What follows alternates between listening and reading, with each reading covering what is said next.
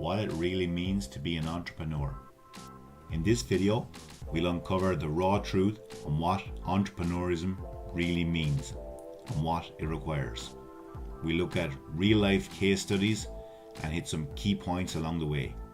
But before we get going, be sure to hit that subscribe button. By doing so, you are contributing to the long-term well-being of this channel. Thank you. Now let's do this.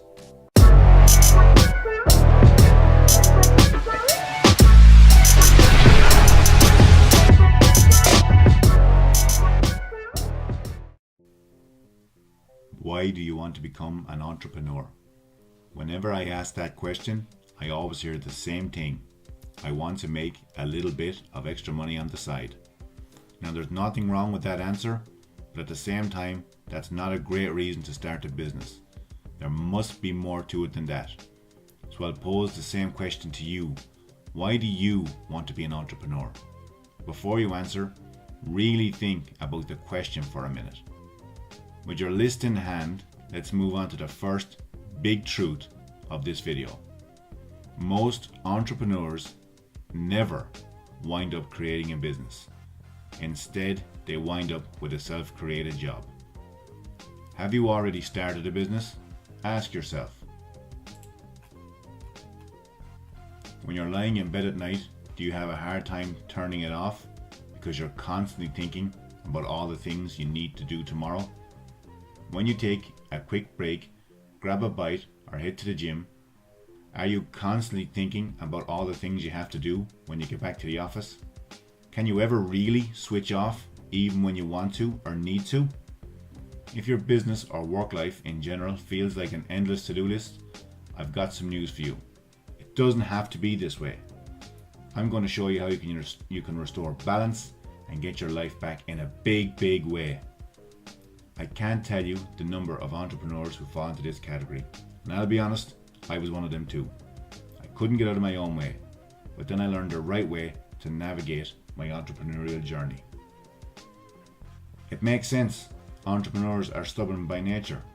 We want to work for ourselves, we're meticulous, and we want to get everything done just the way we like it. And when we finally do, we'll no doubt work harder than anyone, even if it's to our own detriment. We don't get into business to work 80-hour weeks. We get into business because we want freedom. We want a better life, we want to run our businesses, but too often our businesses run us. Here's a couple of case studies for you. In 1976, Steve Jobs and Steve Wozniak, they're in a garage putting together computers, their first Macs.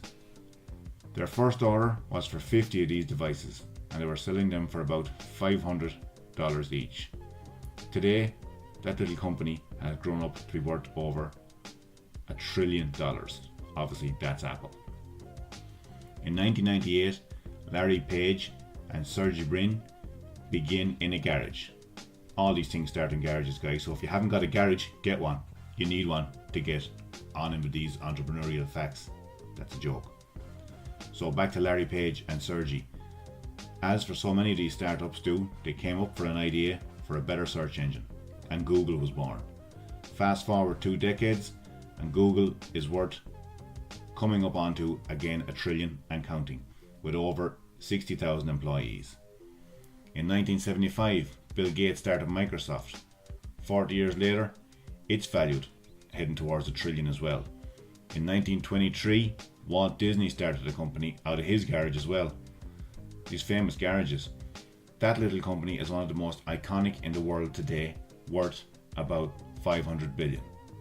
In 1994, Jeff Bezos founded Amazon as an online bookstore out of his garage in Bellevue, Washington. Amazon's value now?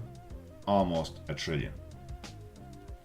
It's easy to dismiss these examples because now they're some of the biggest and most innovative and most valuable companies in the world. But they're important examples. Why? Because just like your business, these companies were started by an entrepreneur who dreamed big. An entrepreneur with an idea, and in most cases, not much else except a garage. Understand that what you're about to start could grow beyond your wildest dreams. These are people who have gone on to become billionaires and change the world. But I also like to talk about many entrepreneurs who failed. Why? Because it's intriguing to see the winners and those who fall short, and what's different in them. What separates two entrepreneurs who start out at the same time, in the same circumstances, with the same amount of knowledge. Why do some rise while others sink? Think about it. But never forget, it's all about you. Your level of success in business has less to do with external factors and much more to do with you. It's all about your thinking, your attitude, your habits, and your behavior as an entrepreneur. How successful you are in business depends entirely upon you. You are in full control over the outcome. And where you are in 1 year from now, 2 years from now, 5 years from now, that's all down to you. That's why it's so important that you start accepting full responsibility for your success right now and for every step you take along the way. And that is true entrepreneurialism. Being accountable to nobody but yourself. Financially, spiritually, and of course, in your habits and behaviors. So guys, to me, that's the definition of entrepreneurism. Did you like what you're hearing in the video today? What would your definition of entrepreneurialism be? Just leave a comment in the comment section below, and don't forget to hit that subscribe button, guys. By doing so, you're helping the welfare of a small channel like this. I'm going to run a poll shortly. As you know, some of my videos I've been using the automated voiceover. Would you like I use my own voice, or would you like me to use the automated voiceover? Leave a comment down below, or also if there's any topics that you'd like me to cover in business, in entrepreneurism, marketing, digital marketing, making money online, any of that good stuff, guys, just leave a comment down below. Hit that subscribe, and until next time, you stay safe, people. Take care. Bye bye.